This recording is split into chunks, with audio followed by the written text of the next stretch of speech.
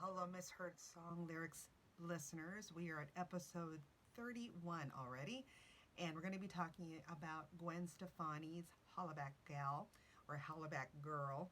And the misheard lyric that I've heard and others have shared with me is they're thinking, or I'm thinking she's singing, I ain't no Harlem black girl. I ain't no Harlem black girl.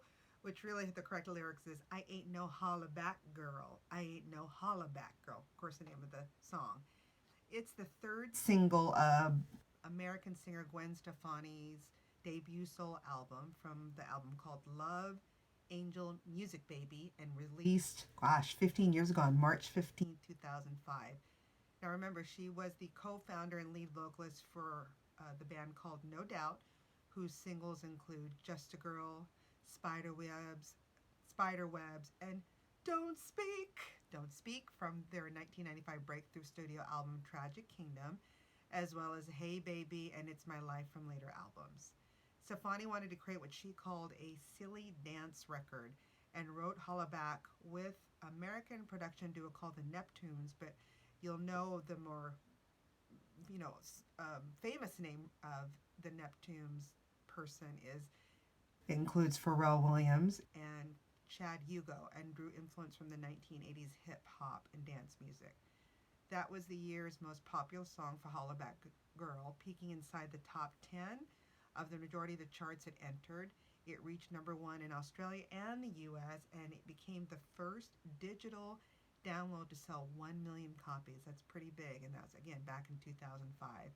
Hollaback Girl received several award nominations, including Best Female Pop Vocal Performance and Record of the Year at the 48th Grammy Awards, but lost in both categories.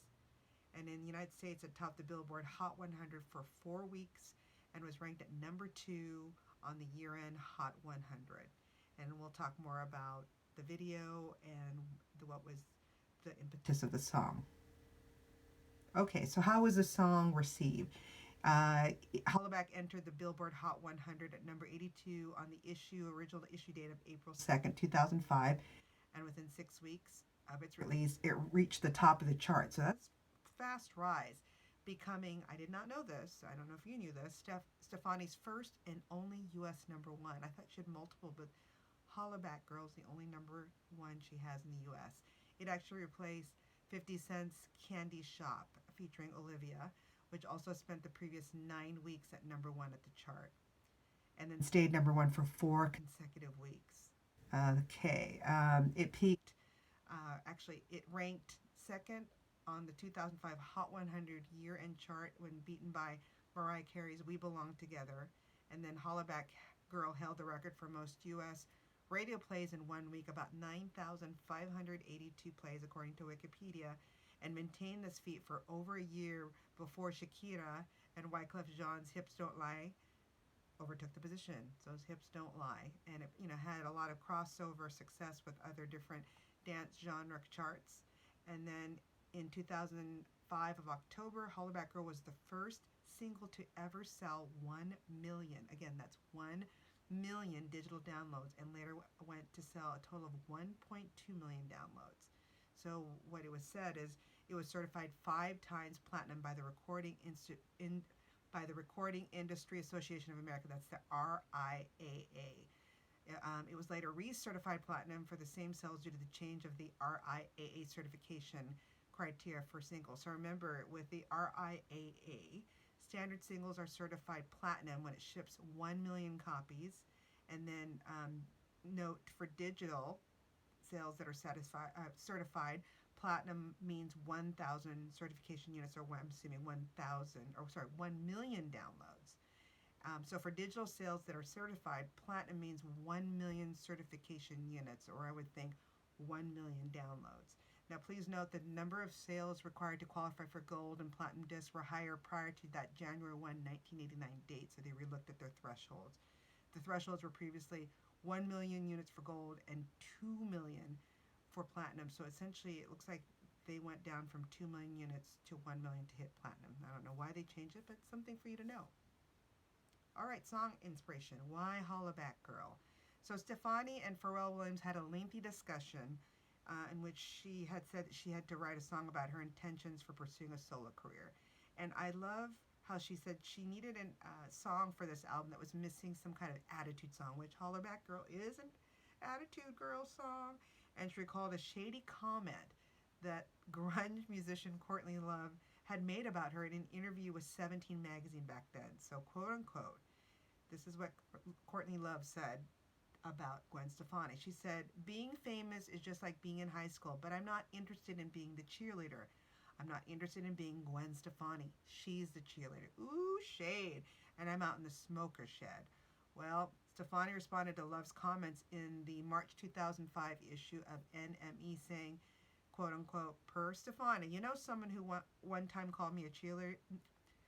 Someone one time called me a cheerleader negatively, and I've never been a cheerleader." So per Stefani, she comes back with a quote unquote, "Okay, fuck you. You want me to be the cheerleader? Well, I'll be one then, and I'll rule the world. Just watch me." So that is why she wrote this song with Pharrell, using that impetus of that shady comment from Courtney Love. So interesting, and that the song uses the lyric and melodic interpolation. That's a big word here. Of Another One Bites the Dust, which makes sense because she even says she cut that the beat also sounds like dun dun dun dun dun dun, like Another One Bites the Dust. So I thought, what does interpolation mean? So in many descriptions or definitions in popular music, interpolation is also known as replayed sample. So it refers using to a melody or portions of the melody. I love that because that's my name. Often with modified lyrics. So she used the same kind of beat from Another One Bites the Dust, but adds her own lyrics. And it's from a previously recorded song, but recording in the melody instead of sampling it, not actually using the actual song.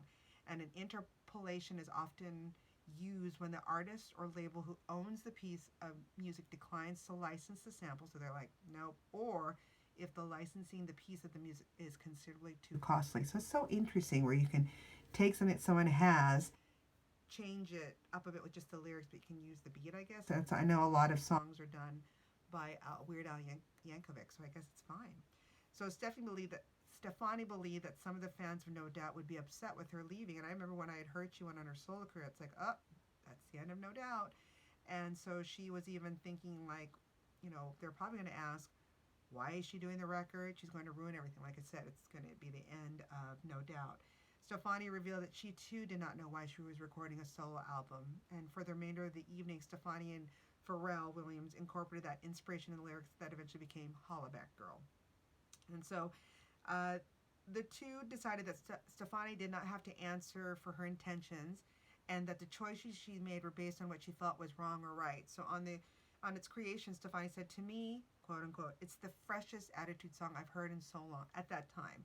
Williams was pleased with the song, commenting, per Williams or Pharrell Williams, "Gwen is like the girl in high school who just had her own style, but she's not the cheerleader. But if she is, she'd be the best, right?" And because Stefani never disclosed the song's title meaning, reviewers came up with various interpretations. Some had thought that or speculated that Gwen was apparently the captain of this cheerleading squad, so she is the girl who hollers a chance, not the one of the girls who simply hollers them back. My interpretation of it was when I first heard it, I thought it was another phrase of booty call. Like every time a guy's sending her a text at that time or page or whatever, she's saying she isn't going to be anyone's Hollerback Girl or booty call. That's how I took it.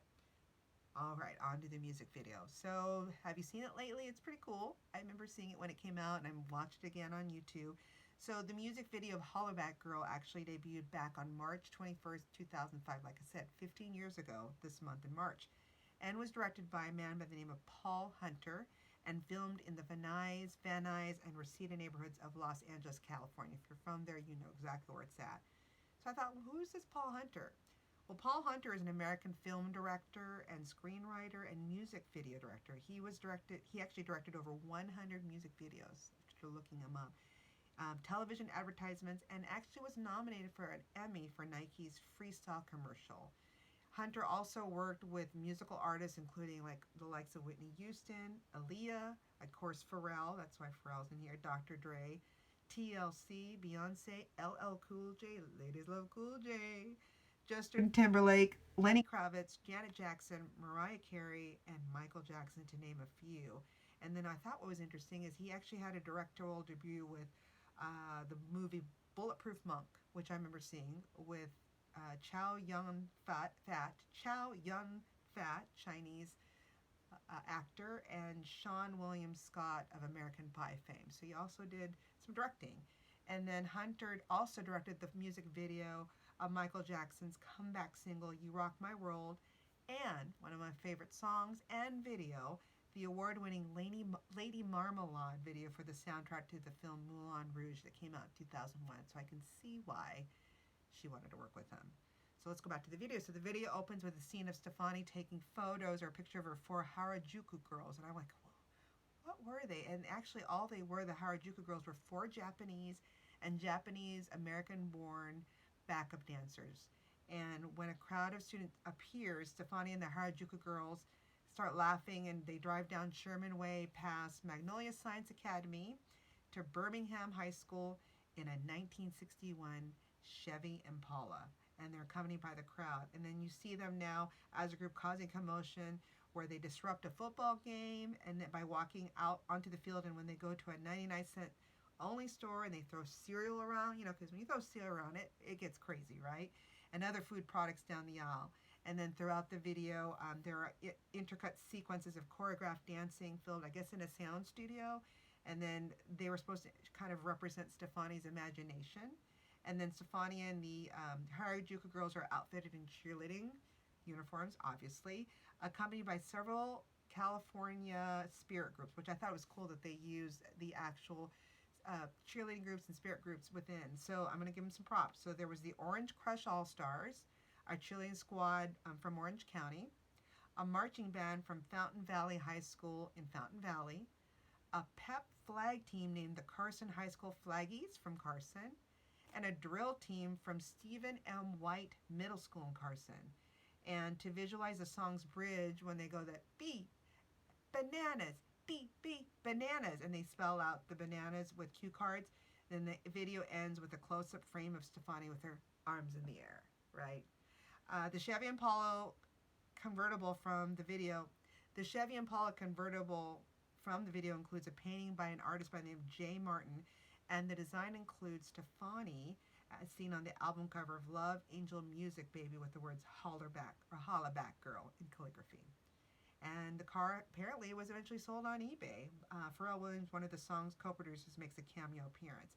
So the video proved successful on video chart programs. It actually debuted at that time on MTV's Total Request Live on March 31st, 2015 at number 10 and remained on the program for a total of, the video proved successful on video chart programs. It debuted on MTV's Total Request Live on March 31st, 2015. Actually, the video proved successful on video chart programs. It actually debuted on MTV's Total Request Live on March 31st, 2005, so 15 years ago, at number 10, and remained on the program for a total of 50 days. That's amazing, becoming what Rolling Stone called a staple of MTV's TRL. The video reached the top of the charts and was retired at number 4 on June 23rd, becoming Stefani's first video to retire. And then VH1 listed the video at number 5 on its top 40 videos of 2005.